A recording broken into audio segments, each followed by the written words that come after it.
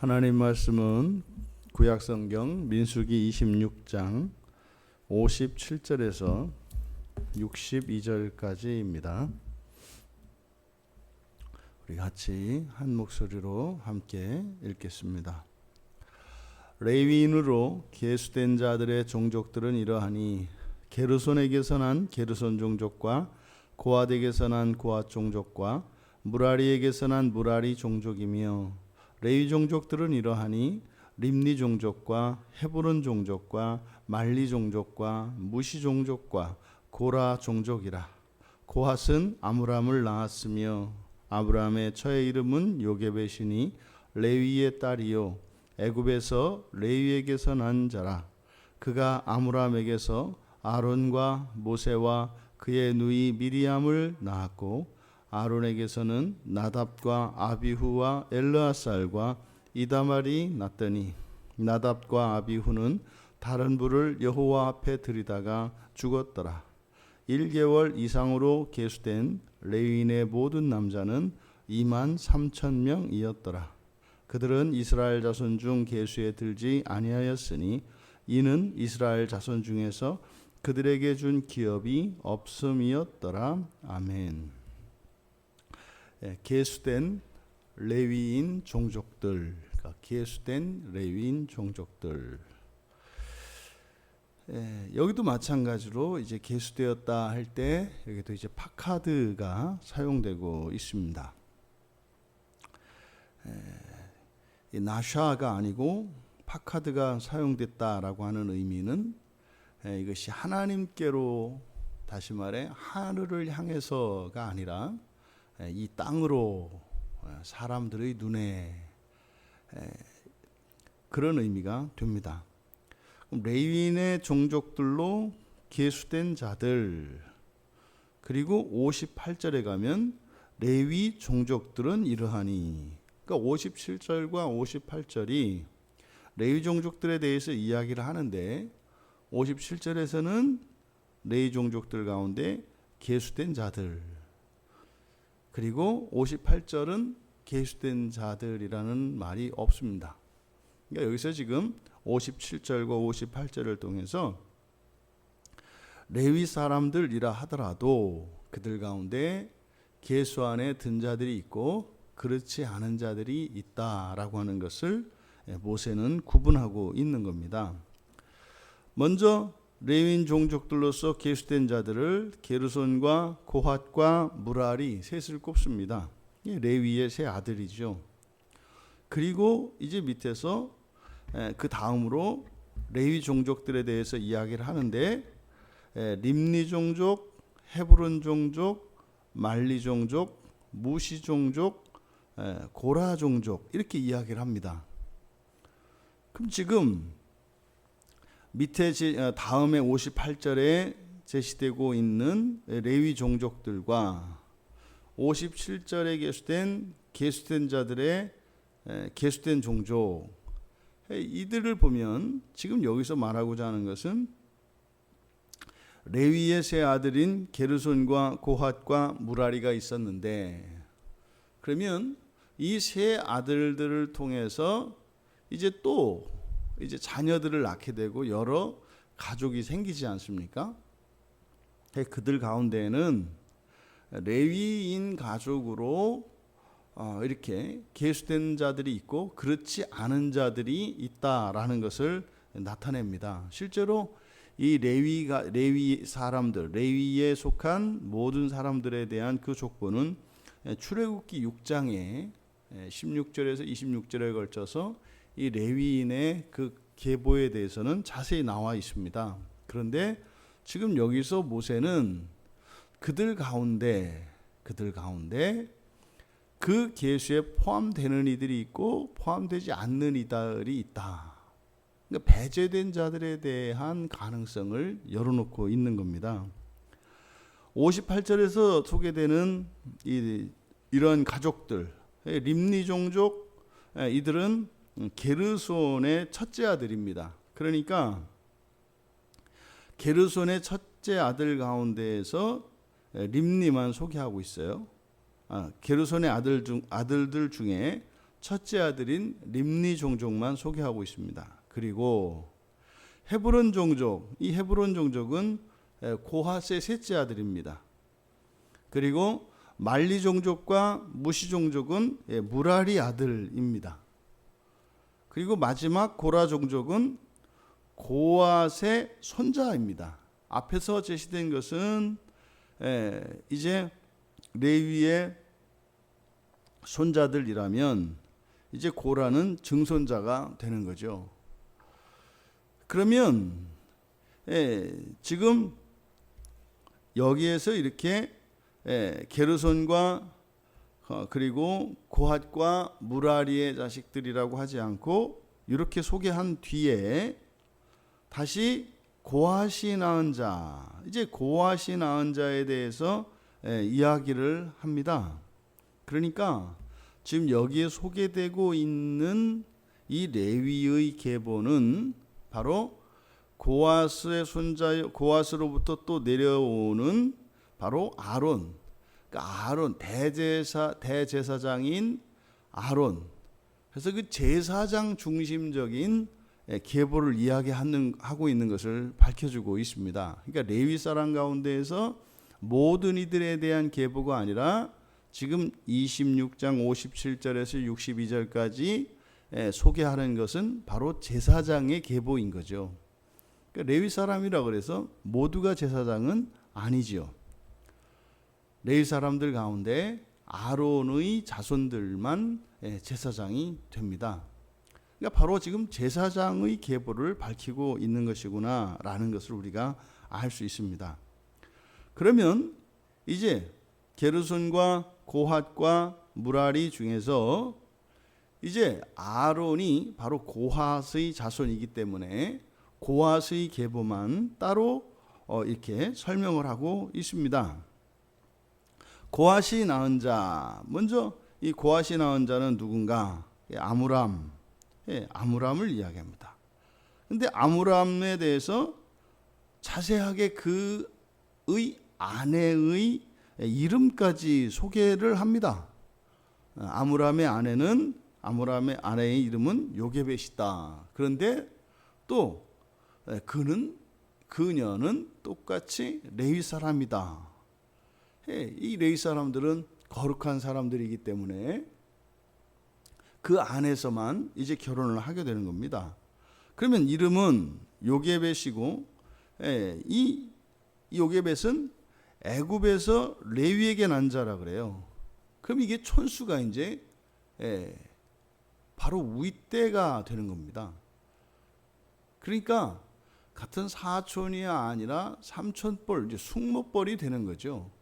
숙모뻘이 되는 요게벳과 이제 결혼을 한 겁니다. 그럼 아므람은 아론과 모세와 미리암을 낳았다. 그래서 이제 아므람에서 아론으로 이어집니다. 그래서 아론은 나답과 아비후와 엘르아살과 이다말을 낳았는데 그중 나답과 아비후는 죽었다. 다른 분을 이제 앞에서 있었던 사건이죠. 그리고 나서 이제 전체적으로 1개월 이상으로 계수된 모든 남자의 수는 2만 3천 명이었다. 이 계수는 레위 자손들 모두를 이야기를 하는 겁니다. 그래서 총 수는 레위인들의 그 숫자를 밝히고 있습니다만 실질적으로 여기에 소개되고 있는 것은 제사장의 계보에 대해서 밝히고 있다. 지금 여기에 계수된 남자의 1개월 이상으로 계수된 남자의 총수가 2만 3천 명이다. 이렇게 되어 있는데 민수기 3장 39절에 1차 때 계수되어진 레위 자손으로서 1개월 이상이 된 남자들의 총수는 2만 2천 명이었습니다. 그러니까 지금 1,000명이 증가한 것을 알 수 있어요. 그런데 출애굽할 당시에 그때 당시 회막에서 봉사할 수 있는 자들, 다시 말해 30에서 50세까지의 그 장정들의 숫자가 2750명이었거든요. 레위 자손 가운데. 이게 민수기 4장 36절에 이제 나옵니다. 그러면 30세 이상으로 50세까지 2750명이었다는 거예요. 그러면 가정 수를 따져도 2750 가정이 되는 거잖아요. 그리고 지금 시점은 40년, 거의 40년, 그러니까 38년이 지난 시점이니까 그때 당시에 어린아이였던 레위 사람들의 그 또 아들들이 있었을 거란 말이에요. 그럼 그 아이들도 성장하여 가정을 이룬 것까지 포함을 하면 그때와 지금 사이에 이 상당한 가정들의 숫자가 늘어났을 거다. 그러면 30세 이상이 2750명이었으니까 안 돼도 뭐 최소한 3000 가정 이상은 늘어난 거거든요. 또 40년이니까 그 기간 안에 또 다른 레위 가정들이 늘어났을 거예요. 그러면 거기에서 아들들이 태어났을 거 아닙니까? 그런데 전체 증가한 숫자가 1000명밖에 안 돼요. 1000명밖에. 그럼 뭐 중간에 죽었는가? 뭐 민수기 16장에서 그 고라의 반란 사건 때 많은 사람들이 죽습니다만 그때 고라 자손은 또 죽지 않았거든요. 그러니까 레위 사람들이 그 기간과 출애굽했을 당시에 출애굽했을 때에 그때 즉 광야에서 본격적으로 광야 생활을 시작하기 이전에 그 레위 사람들의 수와 지금의 수를 비교하면 너무나 늘지 않은 거예요. 사실은 일반적으로 봐도 훨씬 더 많은 사람, 많은 숫자가 늘어났어야 정상이다. 그런데 늘지 않았어요. 아주 미미한 수준이거든요. 1000명 정도밖에 늘지 않았다는 것은 굉장히 미미한 증가입니다. 지금 여기서 이 제사장의 계보를 통해서 우리에게 말씀하시고자 하는 바가 무엇일까? 첫째, 이 레위 종족 안에 계수된 자들과 계수되지 않은 자들이 있다는 사실입니다. 그러니까 레위 사람들조차도 계수되는 자가 있고 그렇지 않은 자가 있다는 가능성을 열어놨어요.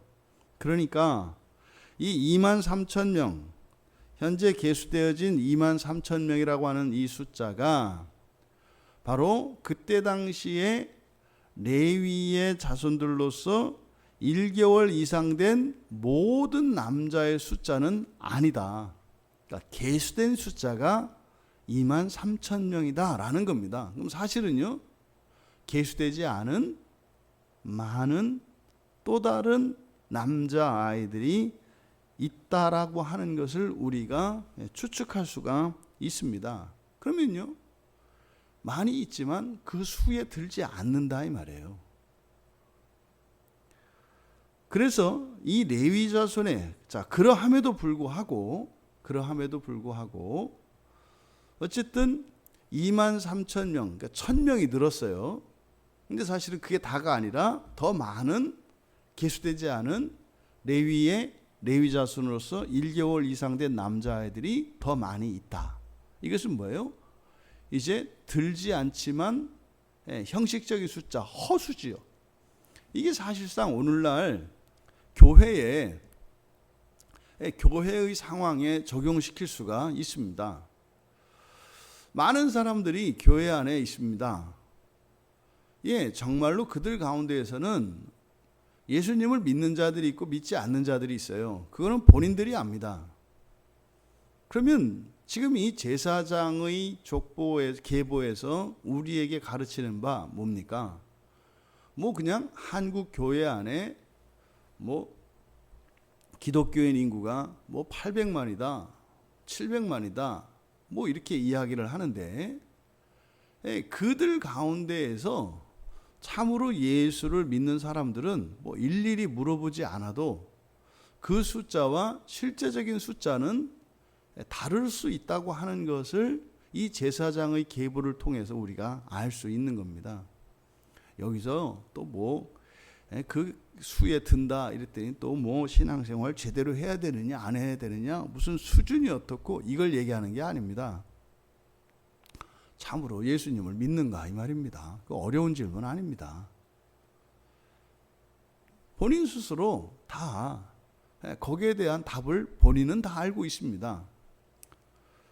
그러면 참으로 믿는 사람과 참으로 믿지 않는 사람들이 공존한다는 것을 알 수 있는데, 이것이 오늘날 교회뿐만 아니라 구약에서 바로 이 레위 사람들, 하나님께서 소유로 삼은 레위 사람들에게조차 이러한 일이 있었다고 하는 사실입니다. 다음으로 그러함에도 불구하고 지금 이스라엘 전체의 계수된 총수는 어땠습니까? 20세 이상 남자 수를 기준으로 이스라엘 자손들은 인구조사를 했는데 그들의 경우 1820명이 감소했어요. 그런데 이 레위 자손들은 1000명이 증가했어요. 그럼 여러분, 이 레위 자손으로서 이 1개월 이상 된 아이들의 숫자는 사실 무엇을 의미합니까? 이스라엘 모든 가정의 첫째, 장자들을 의미해요. 그러면 이스라엘 자손들 총수는 줄었는데도 불구하고 이 레위 사람들이 1000명이나마 늘었다고 하는 것은 무엇입니까? 가정들의 장남들의 수는 늘었다는 거죠. 그럼 결론적으로 종합을 해보면 어떤 겁니까? 이렇게 이스라엘 자손들의 가정의 수, 그리고 그 각 가정의 수는 늘어났어요. 얼마큼요? 1000가정 늘어난 거죠. 1000가정. 이 레위 사람들, 레위의 이 인구 조사의 결과를 보면 1000가정이 늘어났다고요. 그런데 총수로서는 감소했다 이 말이죠. 여기서 우리가 영적인 성장과 육적인 성장이 일치하지 않는다는 것을 우리가 알 수 있습니다. 육적으로 또 이 세상적으로 이렇게 성장하는 그것이 영적으로 성장하는 것과 일치하지 않을 수 있다. 왜요? 레위 전체의 숫자와 계수된 숫자에서 계수된 숫자가 적었기 때문에. 그러니까 아무리 외형적으로 세속적으로 수가 늘었다 할지라도 실질적으로는 그렇지 않을 수 있다. 그것만큼 영적으로 성장한 것은 아닐 수 있다. 또 반대로 이스라엘 인구 총수를 가지고 따졌을 때에는 마이너스였지만 레위 자손들의 계수된 레위 자손들의 수를 보아서는 또 늘었다. 그러니까 이렇게 육적으로는 감소한 것 같지만 또 한편으로 영적으로는 성장한 것일 수 있다라고 하는 사실입니다. 제일 바람직한 것은 무엇이겠습니까? 영적으로 성장하고 육적으로도 성장하는 것이겠죠. 그 다음으로는요, 영적으로 성장을 하는 겁니다. 그 다음이 굳이 이제 양자택이라면 뭐 육적으로라도 성장해야 되는 것이겠죠. 그러니까 최악은 영적으로도 육적으로도 다 감소하고 퇴화되는 것. 이게 최악이죠. 그러면 여기서 오늘날 우리 한국교회의 나아가야 할 방향을 우리가 가늠할 수 있는 거죠. 그동안은 우리 한국교회가 외적인 성장, 육적인 성장에 집중해 왔고 그것을 최고로 여겼습니다. 그래서요, 하나의 대형교회를 만들기 위해서 적게는 수십에서 많게는 수백 개의 작은 교회들이 사라지는 일들이 오랫동안 되어 왔었어요. 오랫동안. 이제는 더 많은 교회들이 세워져야 합니다. 이 교회들의 숫자는 어찌 보면 계수된 자들, 계수된 레위인들의 숫자라고 할 수 있을 겁니다. 또 교회 안에 속해 있는 사람들의 숫자, 이것은 계수되지 않은 사람들까지 포함이 된 레위인 전체의 숫자라고 우리가 생각할 수 있을 것입니다. 그동안 우리들이 소홀히 해왔던 일, 교회를 세우는 일입니다. 더 많은 교회들이 세워져야 합니다. 그동안 사라졌던 그 교회들이 다시 세워져야 할 것이고, 그렇게 다시 세워지는 교회를 중심으로 해서 정말로 명목상의 그런 어떤 정말 문화적인 단체로서의 교회가 아니라 진정으로 예수 그리스도를 믿고 주님으로 영접하며 하나님을 예배하는 예배 공동체로 다시 세워져야 할 시대적 요구에 맞닥뜨리고 있는 것이 오늘날 우리 한국 교회라고 여겨집니다. 우리가 이 일을 위해서 기도하고 소원을 품어야 할 것이고, 또 우리들의 신앙생활도 점검해 보아야 할 것입니다. 부디 바라기는 현재 교회에 출석하고 있는 모든 사람들이 참으로 계수된, 여기서 계수된 게 뭡니까? 나샤죠. 원래 의미는 나샤입니다. 하늘나라의 생명책에 기록된 사람들이기를 진심으로 바랍니다. 하지만 단순히 그저 이 세상에서 교인임내, 그리스도인임내, 이런 명목상의 신분을 가진 사람은 단 하나도 없기를 바랍니다. 우리들 각자가 그렇게 그 거룩한 사명을 위하여, 또한 바로 이 교회를 세우기 위하여 살고 있다고 하는 사실을 기억하셔야 합니다. 교회를 세우는 일은 우리들을 정결하게 하고 우리 교회를 온전케 하는 것, 또 성경 말씀을 바로 세우는 것, 그리고 실제로 유형적인 교회를 세우는 것입니다. 이것이 교회를 세우는 겁니다. 또 마지막으로 그 교회의 가장 기본적인 단위가 되는 참된 기독교 가정을 세우는 것이겠죠. 이렇게 영적으로 육적으로 다 함께 성장하고, 그래서 이 땅에서 살아낸 모든 것이 하늘나라에 올려질 수 있는, 그리고 그렇게 거룩한 영적이며 육적인 공동체가 되기를 주님의 이름으로 축원합니다. 존귀하신 하나님, 저희들 광야교회가 거룩한 공동체가 되기를 원합니다.